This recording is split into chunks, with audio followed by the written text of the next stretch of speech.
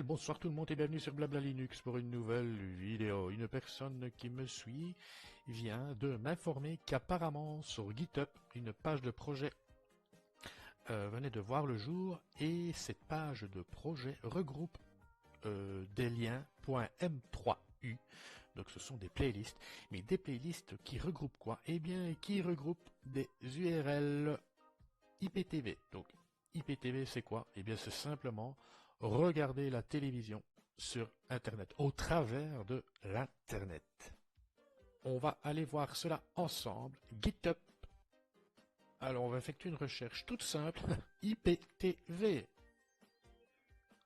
Et effectivement, iptv-org/IPTV, c'est la page de projet en question. Ce que je vais faire pour que ce soit compris de tout le monde, je vais demander une traduction automatique de la page. Alors, collection de chaînes IPTV accessibles au public du monde entier, The World, la télévision sur protocole Internet, IPTV, et la diffusion de contenu télévisé sur des réseaux IP, Internet Protocol. Pour regarder donc IPTV, il vous suffit de coller ce lien, donc http://iptv-org.github.io/iptv/index.m3u sur n'importe quel lecteur prenant en charge les listes de lecture M3U. Alors, c'est génial. Vous pouvez également utiliser l'une de ces listes de lecture, regroupées par pays, regroupées par catégorie, regroupées par langue. Et la dernière, oulala, inclut les chaînes pour adultes. Je vous laisse aller visionner cela. Alors, pour les développeurs, il existe également donc un point JSON. Ok. Alors, légal. Oui, apparemment, c'est ce qui est dit. Aucun fichier vidéo n'est stocké dans ce référentiel. Le référentiel contient simplement des liens soumis par les utilisateurs vers des URL de flux vidéo accessibles au public qui, à notre connaissance, ont été intentionnellement rendus publics par les détenteurs des droits d'auteur. Si des liens dans ces listes de lecture renseignent vos droits en tant que titulaire des droits d'auteur, ils peuvent être supprimés en envoyant une demande d'extraction ou en ouvrant, donc, en faisant connaître le problème. Cependant, notez que nous n'avons aucun contrôle sur la destination du lien et que le simple fait de supprimer le lien de la liste de lecture ne supprimera pas son contenu du web. Notez que le lien n'enfreint pas directement le droit d'auteur car aucune copie n'est faite sur le site fournissant le lien. Et donc ce n'est pas une raison valable pour envoyer un avis DMCA à GitHub.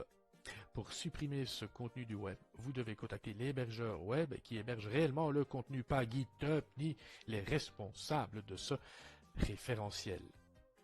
Ah, ici c'est du légal. Je pourrais dire du presque 100% légal. Ce n'est pas comme les mafieux qui vantent les box IPTV. En attendant, c'est bien beau, mais qu'ai-je comme lecteur multimédia dans ma Linux Mint 20.2 Cinnamon? Eh bien, je pense que je n'ai aucun lecteur, hormis Celluloid. Mais ce n'est pas avec Celluloid que je vais pouvoir lire les fichiers .m3u et je n'ai rien d'autre. C'est malheureux, hein. Donc qu'est-ce que l'on va faire? Nous allons installer le bon vieux VLC Media Player. Donc, sudo apt déjà, je vais faire un update. Le mot de passe du Seigneur qui va bien, vous connaissez la musique hein, maintenant. Allez. Pour vos beaux yeux, regardez, on a grandi. Je vais faire un sudo apt install VLC. Toutes les dépendances vont être installées. Je valide par Enter et on patiente et très vite VLC va être installé. Et grâce à VLC, je vais pouvoir y coller donc un lien .m3u. Est-ce que VLC est maintenant de la partie son et vidéo? Lecteur multimédia VLC, oui, VLC de la partie. Alors, je vais faire très simple, je vais prendre le lien donc .m3u index. Quoique,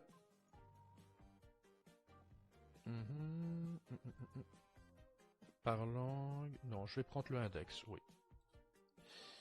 Je copie. Et alors, média, ouvrir un flux réseau, on va coller donc le lien .m3u, lire, et on patiente. Ah ben j'allais dire, on va devoir patienter un moment, mais non. Directement, ça fonctionne. Et normalement, si je clique là... Ouais, magnifique. Je peux faire une recherche?